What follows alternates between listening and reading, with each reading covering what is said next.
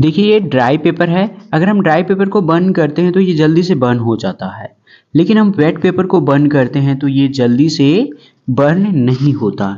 ऐसा इसलिए हो रहा है कि हम जानते हैं कंबसन के लिए 3 चीज़ की रिक्वायरमेंट होती है। पहला तो फ्यूल होना चाहिए, सेकंड हीट मिलनी चाहिए और थर्ड प्रेजेंस ऑफ ऑक्सीजन। ठीक है, इन तीनों में से हीट में इग्निशन टेम्परेचर बहुत इंपॉर्टेंट होता है। ठीक है, इग्निशन टेम्परेचर देखिए होता क्या है, ये लोवेस्ट टेम्परेचर होता है एट विच ए कंबस्टिबल सब्सटेंस कैच फायर।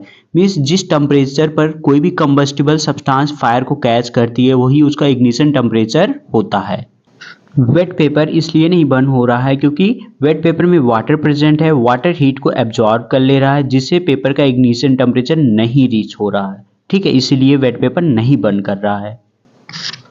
और अगर हम टेस्ट ट्यूब में पेपर को लपेट कर बर्न करते हैं तो भी देखिए पेपर बर्न नहीं होगा, क्योंकि पेपर को जितनी हीट मिलेगी वो क्या करेगा, टेस्ट ट्यूब को ट्रांसफर कर देगा जिससे पेपर का इग्निशन टेम्परेचर नहीं रीच होगा, जिससे पेपर नहीं बर्न करेगा।